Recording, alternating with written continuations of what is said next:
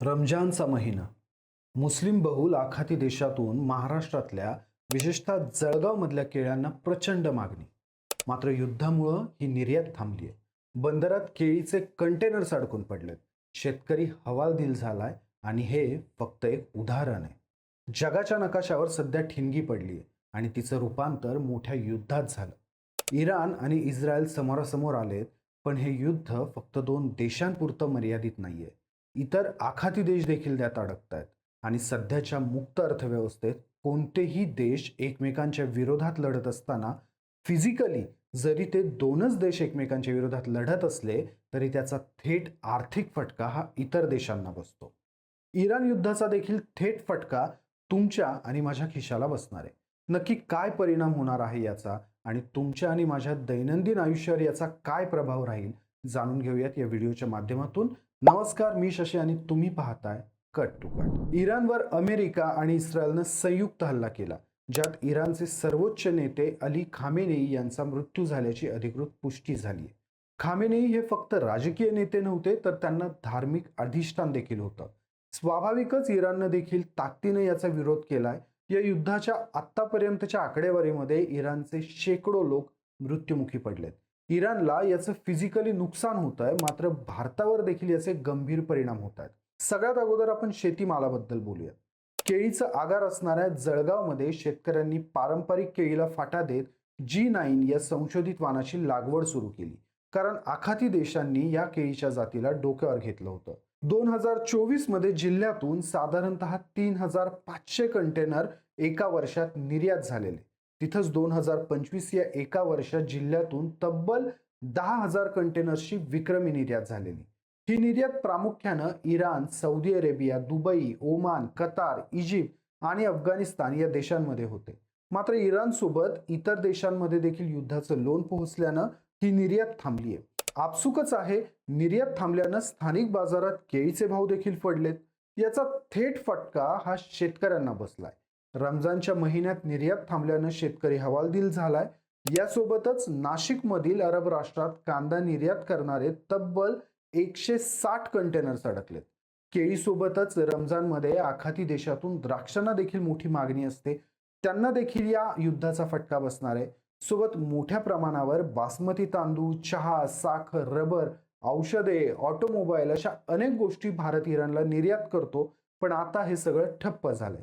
त्यात भारतानं इराणच्या बाजूनं भूमिका घेतली नाही तर परिस्थिती अजून बिकट होणार आहे.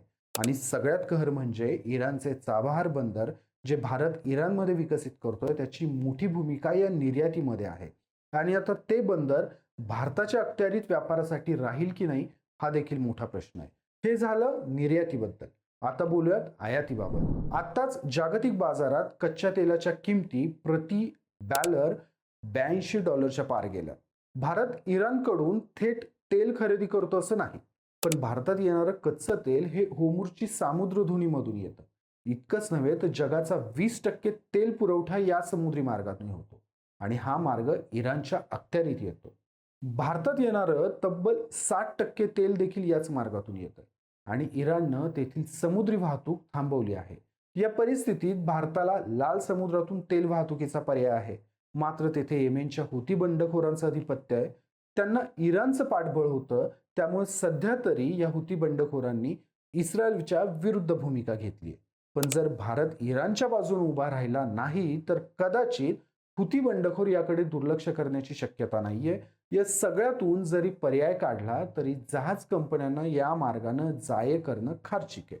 त्यातच हुती बंडखोरांमुळे जहाजांची विमा रक्कम देखील वाढते आणि आपसूक खर्चात वाढ होते. त्यामुळे सध्या तरी भारतात पेट्रोल डिझेल लिटर मागे किमान 5 ते 7 रुपयांना महाग होईल अशी शक्यता वर्तवली जाते. यासोबतच इराणकडून भारत मोठ्या प्रमाणात पेट्रोकेमिकल तथा कृत्रिम खतं, काही अंशी रसायनं देखील आयात करतो, जी आता थांबण्याची शक्यता आहे. त्यासोबतच भारतात पिस्ता, खजूर सारखा सुकामेवा इराणमधून मोठ्या प्रमाणात येतो. आता युद्धामुळं त्याची देखील आयात थांबेल, त्यामुळे त्याच्या किमती देखील वाढतील. इराण काच उत्पादक देखील आहे, त्यामुळे काचेच्या संबंधित वस्तू देखील महागल्या जातील. या युद्धामुळे भारतीय शेअर बाजारात मोठी पडझड झाली. गुंतवणूकदारांचे लाखो कोटी रुपये एका दिवसात बुडाले आणि सगळ्यात महत्त्वाचं म्हणजे या युद्धाचा रोजगारावर देखील प्रभाव राहील. आखाती देशांमध्ये जवळपास 90 लाख भारतीय राहतात. त्यांच्या सुरक्षेचा प्रश्न तर गंभीर आहेच, मात्र यातले बहुतांश लोक ज्या आखाती देशांमध्ये नोकरी करतात, त्यांच्या मार्फत येणारा पैसा कमी होईल. सोबतीने या लोकांच्या नोकरीवर जर गडांतर आलं तर त्यांना रोजगार देणं ही सुद्धा भारताच्या दृष्टीनं मोठी समस्या असेल. आखातातील हेल्थ केअर सेक्टरमध्ये मोठ्या प्रमाणात भारतीय मनुष्यबळ कार्यरत आहे. इव्हन खुद्द इराणमध्ये देखील नोकरी करणाऱ्या भारतीयांची संख्या ही हजारांच्या घरात आहे. पण हे शक्य होतं कारण इराण हा भारताला आपला मित्र समजत होता. जर इराणनं भारतीय मनुष्यबळ नाकारलं तर इराणकडं बांगलादेश, श्रीलंका असे अनेक पर्याय असतील. पण आपल्याकडील ह्युमन रिसोर्सेसला याची मोठी झळ बसेल. या सगळ्यांमध्ये हे लक्षात घ्यावं लागेल की इराण हा भारताचा कायम मित्र राष्ट्र राहिलेला आहे आणि व्यापारासाठी कायम भारताला अनुकूल राहिलाय, ज्याचा भारताला व्यापारी दृष्टीने फायदा तर होताच, पण आंतरराष्ट्रीय संबंधांच्या बाबतीत भारताला इराणचं मोठं पाठबळ होतं. पाकिस्तानकडून दहशतवादी हल्ला झाल्यानंतर इराणनं जाहीरपणे भारताला समर्थन केलं होतं. पाकिस्तानमध्ये चीन बंदरात गुंतवणूक करत असताना चाबाहार बंदर भारतासाठी उपलब्ध करून देताना इराणनं सढळता दाखवली होती. आज इराण सोबतच इतर अरब देश तथा काही अंशी युरोपात देखील निर्यात भारताला सुलभ झालीये. याचं कारण म्हणजे इराणमधील चाबाहार बंदर आहे. नुकतेच आमदार संग्राम जगताप यांनी अयातुल्लाह खामनेई यांच्या मृत्यूनंतर ते तिकडे एक बोकड्या मेलाय तर इकडे गळा काढतायत असं विधान केलं होतं. तर जात धर्म या पलीकडे उदरनिर्वाह ही मूलभूत गरज आहे आणि संग्राम जगताप यांच्या म्हणण्यानुसार जो बोकड्या आहे तो भारताच्या बाबतीत अनुकूल होता. त्यामुळे व्यापार आणि इतर अनुषंगानं चीनला टक्कर देण्यासाठी तो आपल्याला मदत करत होता.